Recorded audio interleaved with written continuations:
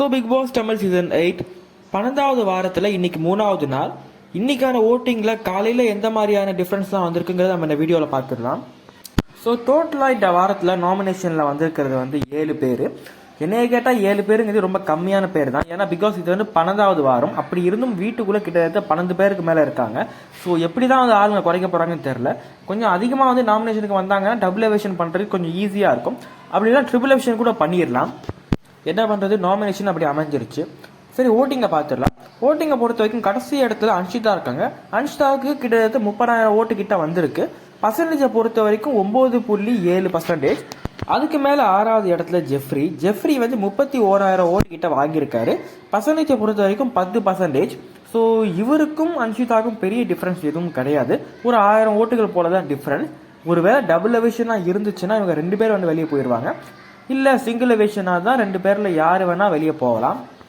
ஜெஃப்ரிக்கு மேலே பார்த்தோம்னா 5வது இடத்துல பவித்ரா கிட்ட 40,000 ஓட்டு கிட்ட வரப்போகுது. நான் இந்த வீடியோவை ரெக்கார்ட் பண்ணுற நேரம் வரைக்கும் பர்சன்டேஜ் வந்து 12.9%, கிட்டத்தட்ட 13% நம்ம வந்து சொல்லிடலாம். ஸோ பவித்ரா வந்து ஓரளவுக்கு ஸ்டேபிளாக தான் இருக்காங்க. பட் வெயிட் பண்ணி பார்ப்போம்.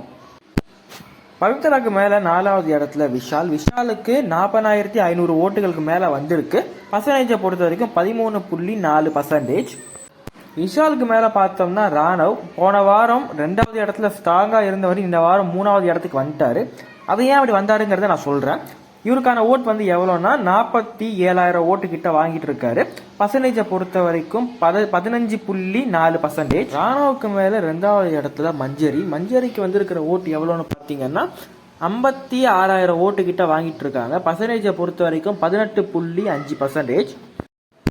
இவங்களுக்கு மேலே ஃபர்ஸ்ட் இடத்துல பார்த்தோம்னா ஜாக்லினுக்கு கிட்டத்தட்ட 60,000 ஓட்டு கிட்ட அவங்க வந்து வாங்கிட்டாங்க. பர்சன்டேஜை பொறுத்த வரைக்கும் 19.8% ஓட்டு ரைட் வாங்கியிருக்காங்க. ஒன்றுமே புரியாமல் இருக்குல்ல. பிகாஸ் போன வாரம் வந்து ராணா வந்து 2வது இடத்துல கிட்டத்தட்ட 1 லட்சம் ஓட்டுகளுக்கு மேலே வாங்கி ஸ்ட்ராங்காக இருந்தார். ஜாக்லின் வந்து 4வது இடத்துல இருந்தாங்க. மஞ்சரி வந்து கிட்டத்தட்ட அதில் பாதாளத்தில் இருந்தாங்க. இத்தனைக்கும் போன வாரம் அவங்க நல்லா விளாண்டாங்க. அப்படி இருந்தும் கூட அவ்வளோ கீழே இருந்தாங்க ஓட்டிங்கில். பட் இந்த வாரம் வந்து ராணுவ முன்னிக்கிட்டு எப்படி இவங்க 2 பேரும் மேலே வந்தாங்க.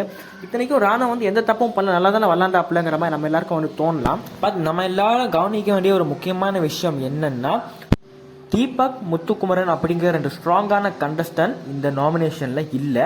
இவங்க 2 பேரும் வந்து இந்த வாரம் நாமினேஷனில் இல்லாமல் இருக்கிறதுனால இவங்க 2 பேருக்கான ஓட் வந்து இவங்களோட ஃப்ரெண்ட்ஸாக இருக்கிறவங்களுக்கு வந்து போகலாம்.